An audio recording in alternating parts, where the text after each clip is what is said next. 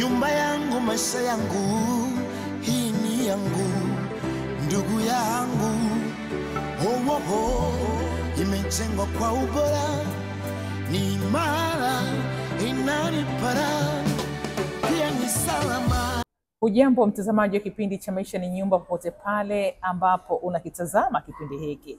Karibu sana katika kipindi chetu cha Maisha ni Nyumba kinachoandaliwa na Shirika la Nyumba la Taifa. Leo kipindi hiki maalum ni kipindi ambacho kitakwenda kuzungumza na meneja wa usimamizi wa miliki kutoka Shirika la Nyumba la Taifa, Bi Rebecca Milamo.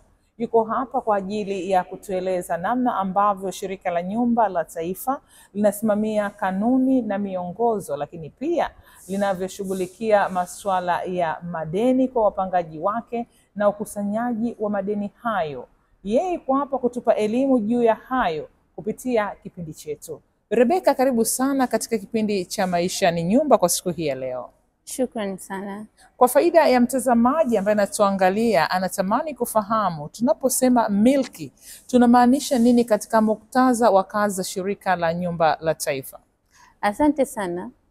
Milki ni mali zote zisizohamishika ambayo inahusisha majengo na viwanja ambavyo vinaweza vikamilikiwa na mtu na taasisi na kampuni na serikali. Kwa hiyo kitu ambacho ni jengo hauwezi kukihamisha kutoka sehemu moja kwenda nyingine. Na pia kiwanja huwezi kukihamisha, kilipo ndo hapo hapo kinapokuwa. Kwa hizo ndo milki. Na ndizo milki ambazo shirika linazisimamia kwa sasa, si ndivyo? Na je, milki hizi zinasimamiwaje kwa mujibu wa kanuni za NHC? Milki kwa sisi Shirika la Nyumba tunasimamia hasa kwa kufuata sheria mama. Sheria mama ya ardhi ndio inayotuongoza katika kusimamia hizi milki. Sheria hiyo ni sheria namba 4 ya mwaka 1999, na kuna sheria nyingine ambazo zinahusiana, mfano sheria ya hatipacha ya hatipacha ambayo inaitwa unit titles, na yenyewe pia tunatumia katika miongozo, na pia ukiachana na hizo tuna miongozo ya ndani.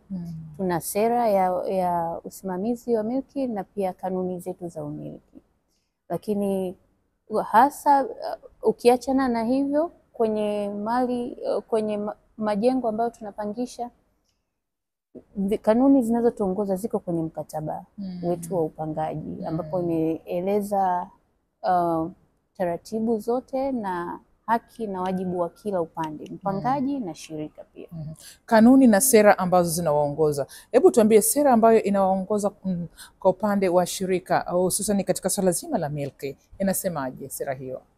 Sera yetu ya usimamizi wa milki hasa kwenye sehemu, kwa sababu sisi niko kitengo cha upangishaji, tunatoa fursa kwa kila mtu, kwa umma, kupanga nyumba zetu na tunaweka haki sawa. Kwa inatupa miongozo ya namna ya kumpangisha mtu na namna ya kusitisha mikataba na pia jinsi ya kufanya matengenezo kwenye nyumba zetu. Hapo ulipogusia kuhusu inampa mtu ama mnatoa haki sawa, kwa sababu lengo hapa ni kutoa elimu kwa wananchi ambao wanatutazama, lakini pia hata wale ambao tayari ni wapangaji wa Shirika la Nyumba la Taifa. Hebu kigusie kipengele hiki ambako umekiainisha kwamba inatoa haki sawa. Unamaanisha nini ama unazungumzia nini hapa? Kwenye kutoa haki sawa ni kwamba Shirika la Nyumba halimzuii mtu yoyote kuomba upangaji katika nyumba zetu. Na uzuri nyumba zetu ziko karibu mikoa yote Tanzania. Kwa mtu yoyote anaweza kapata fomu ya maombi ya nyumba kwenye tovuti yetu. Anaweza kafika kwenye ofisi zetu akapata fomu ya maombi ya nyumba, akishajaza akaiwasilisha na kukamilisha taratibu, nyumba inayokidhi mahitaji yake ikipatikana anapatiwa. Na kanuni ni zipi ambazo zinatumika katika upangishaji? Tunapompangisha mtu kuna vitu tunavyoviangalia. Cha kwanza ni yale matumizi, maombi yake anavyowasilisha. Tunaangalia, je, huyu mtu ni ana vielelezo vyote vinavyotosha. Mfano, kama wewe unaomba nyumba ya biashara, lazima uwe na leseni, uwe uonyeshe, useme biashara gani unataka kuifanya, na pia tunaangalia uwezo wako wa kulipa. Kama ni nyumba ya makazi, tunaangalia ukubwa wa familia yako, kipato chako na eneo unalotaka. Je, litakidhi mahitaji yako hayo unayo yataka? Mfano, mtu unataka kupanga kwenye nyumba yetu, wewe una familia sema ya watu 8, lakini nyumba tukipata ambayo ni ya chumba kimoja ni obvious haito kutosha. Kwa hiyo nyumba ombi lako tutaleka, litasubiria. Tukipata nyumba ambayo itakuwa inakidhi mahitaji yako tutakupa. Na pia kama ni biashara, tunaangalia hiyo biashara unayofanya ina uwezo wa kulipa kodi ya nyumba tunayotaka kukupangisha. Kama inakidhi au unaonyesha una uwezo wa kulipa, tunakupa upangaji. Kwa hiyo ni kwamba mnaangalia, kanuni zenu zinawataka pia kuangalia huyu aliyeomba vyumba viwili watakaa hapa, maombi yao tunaweka hapa, hawa vyumba vitatu hapa, ili ikija kutokea nyumba, kwa hiyo mnachagua huyu alitaka hii, tunaona inamfaa, ndio tunampatia, si ndivyo? Kwa taratibu za ndani kwenye utunzaji wa maombi yetu lazima tuweze kuyachambua, kwa sababu ikitokea nyumba ndo ufanye uchambuzi wa ghafla, inaweza ikakuia vigumu. Kwa mmeshafanya tayari. Okay. Lakini kanuni hizi zina faida gani kwa mpangaji ama kwa mwananchi ambaye anahitaji kupanga katika majengo ya Shirika la Nyumba la Taifa? Faida ni kubwa kwa sababu tunakupa kitu kulingana na uwezo wako. Tunakupa, kila mtu anakuwa na haki sawa katika kupata. Tunaangalia usawa katika kupata kupangisha nyumba. Kwa hiyo hicho ni faida kwako, kwa sababu nikikupa nyumba ambayo huwezi kuimudu itakupa changamoto, na inaweza kuingiza kwenye madeni, inaweza kukuletea msongo wa mawazo. Kwa hiyo mimi nikiangalia kulingana na wewe ulivyojaza fomu na kulivyojieleza na shughuli zako unazofanya, nikiona hii nyumba eneo hili linakufaa, kwa sababu kwenye fomu pale pia tunakuuliza aina ya nyumba unayotaka na maeneo unayopenda kutembelea. Kwa na mimi naangalia kwenye stock kwa muda huo, nina nyumba wapi yanakidhi mahitaji yako. Kwa nafikiri inafanya mtu akae na amani ya moyo. Kumpa mtu kitu kulingana na uwezo wake ni kitu kikubwa. Kwa hiyo Rebecca, ambacho pamoja na haya tunayazungumza, tunatamani usisitize juu ya hili. Kumbe mwananchi anapokuja kujaza fomu ama anapokwenda katika ofisi za mkoa zozote za Shirika la Nyumba la Taifa, anapojaza ile fomu lazima azingatie yale maswali aliyoulizwa ndani ya fomu, kwa sababu yale ndio yatapelekea yeye kunufaika ama kufaidika ama kupata kile ambacho amekwenda kukiomba, si ndivyo? Ndivyo. Na hili mmekuwa mkilisisitiza mara nyingi. Ndivyo. Wapangaji wengi waombaji wanapokuja tunajaribu kumwambia awe mkweli, kwa sababu ukipewa upangaji afu ukaanza kupata changamoto za kulipa kodi, unaingia kwenye matatizo. Hatupendi sana kuwaondoa wapangaji kwenye majengo yetu. Kwa hiyo uwepo wao wanavyotekeleza majukumu yao inatusaidia hata shirika kusonga mbele, kuendelea kufanya maendelezo mengine. Kwa mtu unavyowasilisha maombi yako, ni vyema ukatoa taarifa za ukweli ili kuto kuingia katika matatizo ya kudaiwa na baadaye labda kutolewa kwenye nyumba. Lakini wewe ambaye unatazama kipindi hiki na unatamani sana kupanga katika majengo ya Shirika la Nyumba la Taifa, unataka kuja kujaza fomu. Mmemsikia hapa Bibi Miramo akieleza kwamba hakikisha unapojaza ile fomu, umefika katika ofisi ukapewa fomu ya kujaza, hakikisha unatoa taarifa zilizo sahihi, kwa sababu taarifa hizo ndizo ambazo zitakunufaisha wewe kupitia kanuni za ndani za Shirika la Nyumba la Taifa ili uweze kuwa mpangaji. Maana unaweza ukasema nina uwezo wa kulipa nyumba ya 800,000 na ikapatikana 800,000, matokeo yake ukashindwa. Ndio haya ambayo unatueleza kwamba unaenda mpangaji yuko ndani anaanza kukumbwa na kadhia ya kutolewa kwa sababu ameshindwa kulipa kodi na vitu kama hivyo, si ndivyo? Ndivyo. Haya, tunashukuru kwa ufafanuzi wa hilo. Lakini sanjari na hilo, miongozo ya upangaji inaelekeza nini kuhusu tabia na mwenendo wa mpangaji? Mkataba wetu unaeleza vizuri, umeeleza haki na wajibu za mwenye nyumba na mpangaji. Lakini kwa kiufupi tunataka wapangaji wetu watimize wajibu wao, na pia sisi shirika linakuwa ni nafasi nzuri ya kuwahudumia na kuwapa haki zao. Mfano, kwenye kutimiza wajibu wao tunawasisitiza wapangaji wetu walipe kodi kwa wakati ili kuepusha zile bugdha na fedhea zinazoweza au changamoto zozote zinazoweza kujitokeza. Na pia mpangaji unatakiwa kutunza nyumba uliopangishwa, kwa sababu hizi mali ni za umma.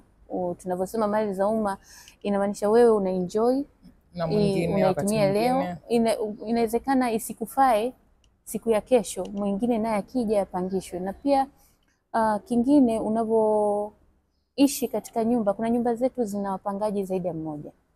Unatakiwa mpangaji usiwe kero kwa mpangaji mwenzio. Mienendo yako, tabia zako zisisababishe kero kwa wapangaji wengine, ambao utaleta migogoro na hamtoishi maeneo hayo kwa amani.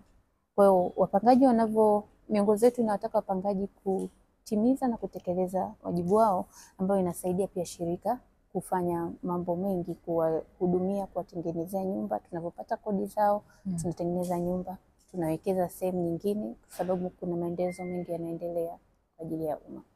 Hivi kwa mfano labda ghorofa plot namba 19A/ labda 22 wanakaa, labda zinakaa familia labda 10. Ndiyo. Lakini katika familia hizo kuna mmoja ambaye ndio kama ambavyo umeainisha hapa ni mkorofi, si ndivyo?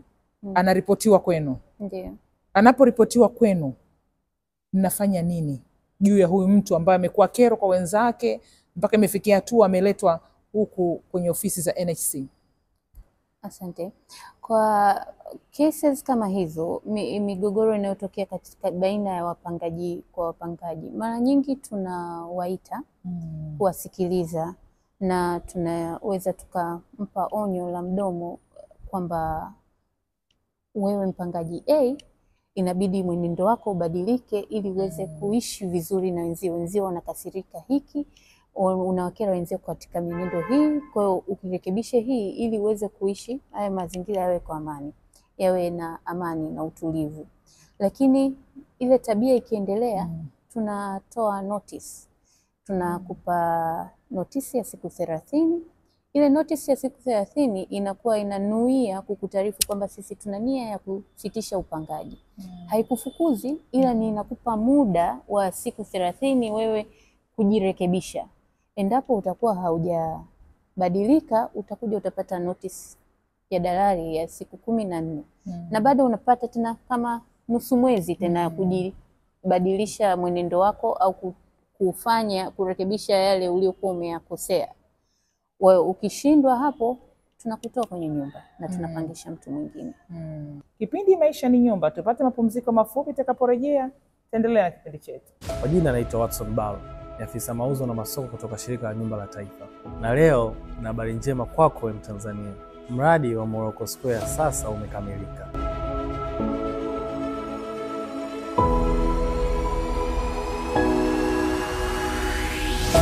Nikuibie siri tu, bado nyumba za makazi zinapatikana katika mradi wa Morocco Square, na utakapolipa 80% utakabidhiwa nyumba yako, na kiasi kilichobakia utalipa kidogo kidogo mpaka utakapomaliza.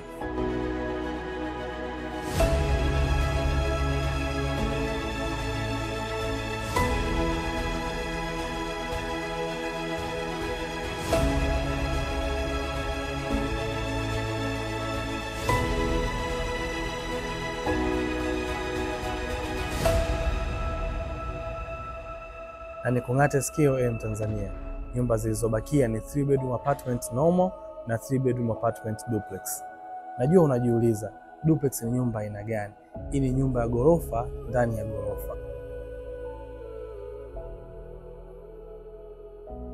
Kwa mawasiliano piga 0736114433 au tembelea tovuti yetu www.nhc.co.tz.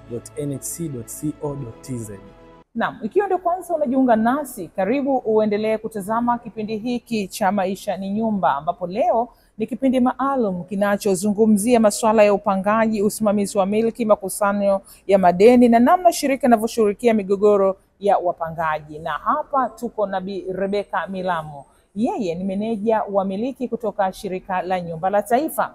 Katika sehemu ya kwanza, kama ulikuwa pamoja nasi ama ikiwa ndio kwanza unajiunga nasi, tuliangalia kuhusiana na kanuni, miongozo na taratibu za Shirika la Nyumba la Taifa, hususan katika upande wa upangaji. Tunaendelea na kipindi chetu, na mara hii Rebecca, tunatamani kufahamu hii miongozo na kanuni ya upangaji ya Shirika la Nyumba la Taifa imeweza kuleta tija gani kwa shirika kwa kufuata miongozo hii na kanuni ambazo imeweka katika upande wa upangaji? Asante. Miongozo na taratibu tulizoweka katika kusimamia milki zimekuwa na tija kubwa katika shirika, kwa sababu wapangaji wetu wengi wanatimiza wajibu wao. Kwa hiyo kupitia kodi na vyanzo vingine vya mapato vya shirika limeweza kufanya uwekezaji mkubwa katika milki, na shirika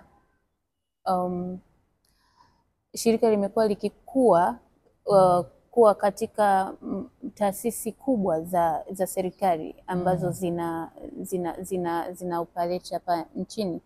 Pamoja na hayo, pia shirika limeweza kufanya matengenezo kwenye nyumba zake nyingi. Matengenezo yanaendelea huko mikoani katika nyumba zetu kwa kasi kubwa, na hii yote ni matokeo ya usimamizi na ufuatiliaji wa hizi kanuni na miongozo.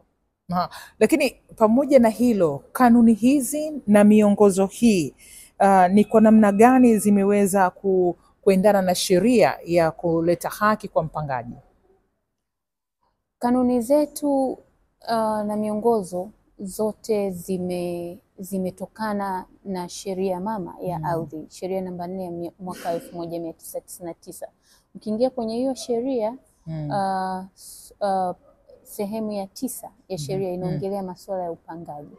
Kwa hiyo namna ya kumpangisha mtu kutoka unapokea maombi yake, kutoka mpaka tunavyokuja kusitisha mkataba. Mfano, tunapotaka kusitisha mkataba, sheria imetaka umpe mtu taarifa, ndio hiyo notice tunatoa.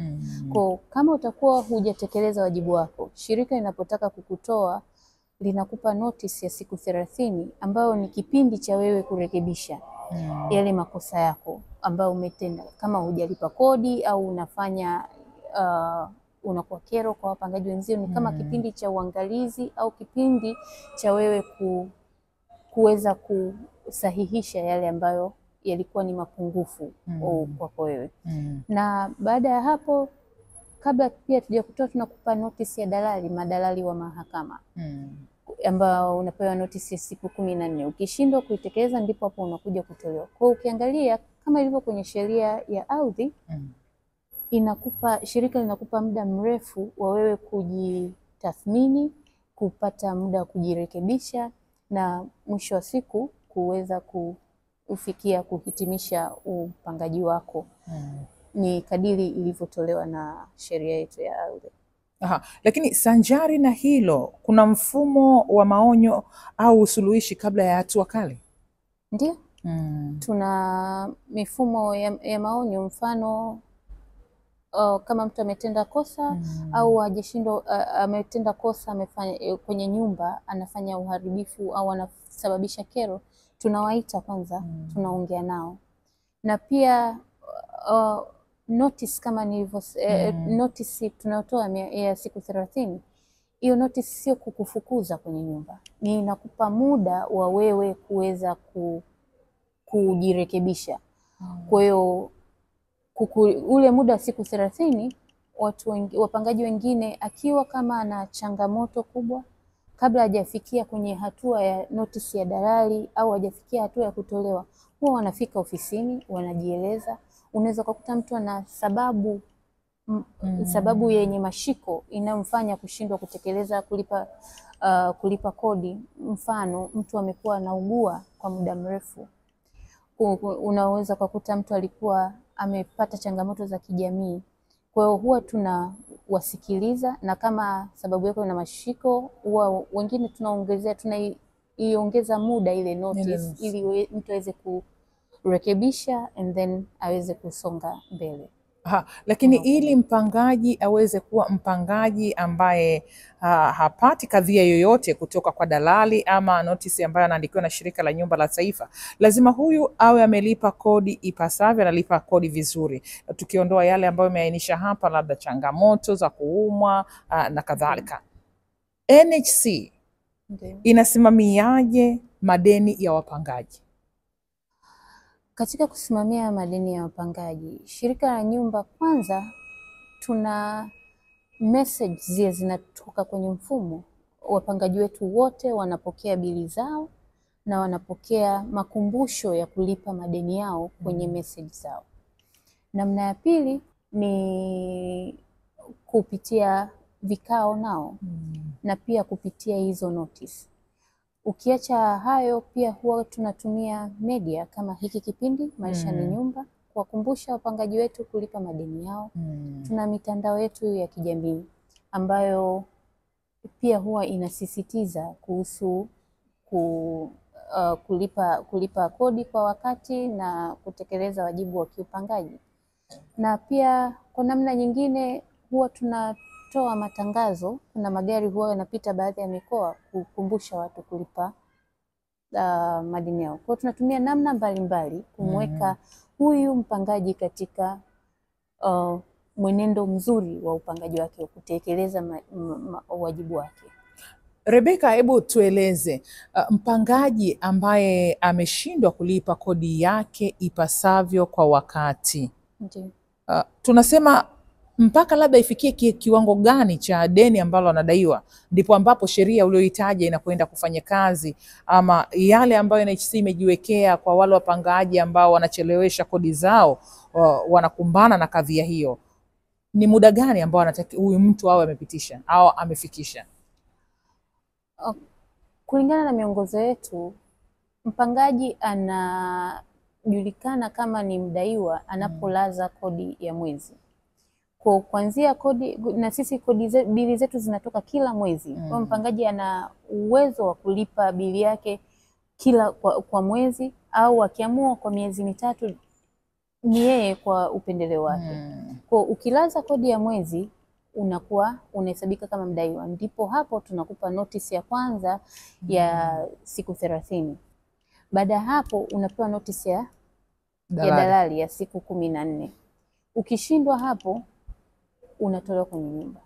Nia ni nini? Ikumbukwe kwa mtu anavyopangishwa nyumba katika Shirika la Nyumba, pale awali kabisa anatakiwa kulipa amana ya pango ambayo ni sawa na kodi yake ya miezi mitatu. Hiyo kodi ya miezi mitatu anayokuwa amelipa kama amana ya pango inasaidia nini shirika? Inatusaidia shirika kuweza kufidia deni la kodi pale utakapokuwa umetolewa kwenye nyumba ambapo umeacha madeni nyuma. Ukiachana na hilo, kuna wapangaji mwingine anakuwa amefanya uharibifu kwenye nyumba tuliyompangisha. Kwa ile amana ya pango, kama umefanya uharibifu, ile amana ya pango itatumika kufidia, kukarabati ile sehemu ambayo umefanya uharibifu. Na ukiacha hilo, pia kuna watoa huduma katika nyumba zetu. Tuna mamlaka zinazotoa huduma ya maji, kuna wengine wanatoa umeme. Ukiacha bili kwenye mamlaka hizo, ile amana ya pango inatumika kuweza kufidia, kulipa yale madeni. Lakini endapo kama deni lako katika hivyo vitu nilivyovitaja litakuwa ni dogo kuliko amana ya pango uliolipa, kiasi kinachobaki tunarudisha kwa mpangaji. Na hivyo viko kwenye mkataba wetu, na mpangaji huwa anaelezwa toka mwanzo anavyoanza upangaji wake. Rebecca, mpangaji wai amepanga katika jengo la Shirika la Nyumba la Taifa. Kodi ambayo shirika inasisitiza ilipwe ni kodi kila mwezi, na hii ni kutoa unafuu kwa wapangaji kuweza kulipa kodi zao tofauti na sehemu nyingine za binafsi. Ndiyo. Mtu huyu amefanikiwa kulipa kodi yake tuseme labda ya miezi 8. Inaruhusiwa? Inaruhusiwa. Bahati nzuri hiyo miezi 8 hajaifikia, lakini kodi yake imefika miezi 4, na yeye hapa anatakiwa kuondoka, labda mambo yake yamekwenda vizuri, sasa anatakiwa kuhama katika hii nyumba. Ile pesa yake iliyozidi ile ya kodi, ile 4 iliyobaki, tunaacha ile amana ya funguo, naongelea ile 4 iliyobaki, hii anarudishiwa kwa kipindi gani? Anatakiwa kutoa taarifa. Mpangaji yeye anapositisha upangaji wake, mkataba wetu umeeleza anatakiwa tupe taarifa ya kimaandishi kwamba nataka kusitisha upangaji wangu na nina madai kadha wa kadha kwa shirika. Na akiwasilisha madai yake tunafanya marejesho kama ilivyo kwenye amana yake ya pango. Na hiyo ni baada ya shirika kujiridhisha hakuna uharibifu wala madeni kwenye mamlaka zingine au kwa shirika yenyewe. Kipindi cha nyuma tulikuwa tukilia na wadaiwa sugu. Mpaka sasa mmefanya nini kwa hawa wadaiwa sugu, na kwa kiasi gani mmeweza walau kukusanya kile ambacho kilikuwa ni kikubwa kiko kwao kimerejeshwa kwa Shirika la Nyumba la Taifa? Wadaiwa sugu tumekuwa tuna namna mbalimbali za kuweza kukusanya madeni yao. Cha kwanza tulifanya uhakiki wa yale madeni wadaiwa wote, na pia tukawataarifu juu ya madeni yao. Kuna wengine ambao tumeingia nao mikataba ambao wanalipa taratibu.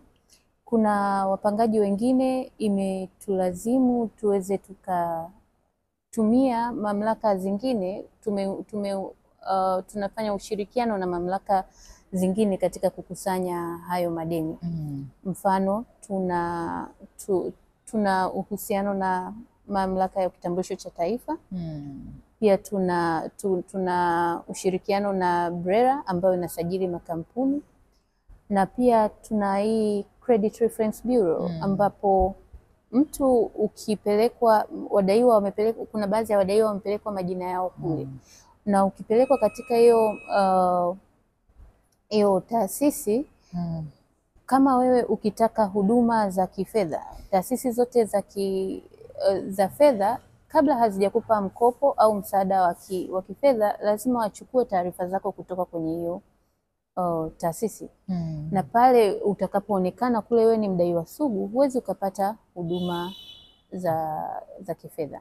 Kwa hiyo hizo zote zimekuwa zikitusaidia kukusanya hayo madeni, na pia na sasa tumeingia mkataba na madalali wa mahakama, na wao pia wanatusaidia katika kukusanya hayo madeni. Kwa hiyo ni namna mbalimbali, hauwezi ukasema ni njia hii moja tu tunaitumia. Kwa hiyo kuna ni mkusanyiko au ushirikiano wa taasisi zingine na pia njia mbalimbali kuweza kukusanya hayo madeni. Tutakuja kuiangalia mikataba ya upangaji ya Shirika la Nyumba la Taifa inasemaje. Jina langu naitwa Domina Rwemanyila, kwa niaba mwenzangu ambaye tumeshirikiana kuandaa kipindi hiki kwa siku hii ya leo. Tunakushukuru wewe mtazamaji wetu kwa kuendelea kufuatilia vipindi hivi, na tunakusii endelea kutazama kipindi hiki cha Maisha ni Nyumba. Utapata mengi kuyafahamu yafanywayo na shirika lako pendwa la nyumba hapa nchini, kama ambavyo leo tumeangazia kanuni, miongozo, taratibu za upangaji, lakini pia swala zima la wale ambao wanalimbikiza madeni. Kwa leo, asante.